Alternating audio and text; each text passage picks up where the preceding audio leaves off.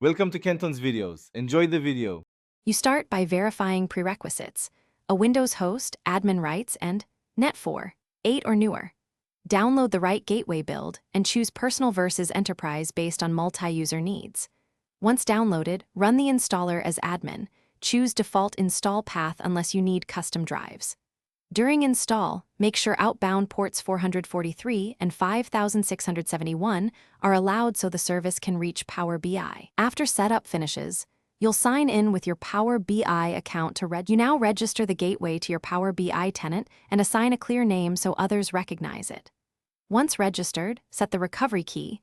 Store it securely because it allows migration or restore.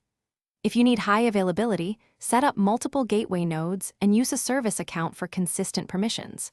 Then, add data sources in the Power BI service, SQL Server, analysis services, or file shares. Enter credentials and test the connection to confirm data refreshes will work reliably. You finish by validating scheduled refreshes and mapping dataset owners to the gateway.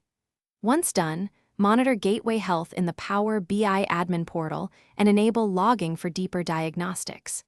If performance matters, balance load across cluster nodes and adjust timeout or concurrent refresh settings.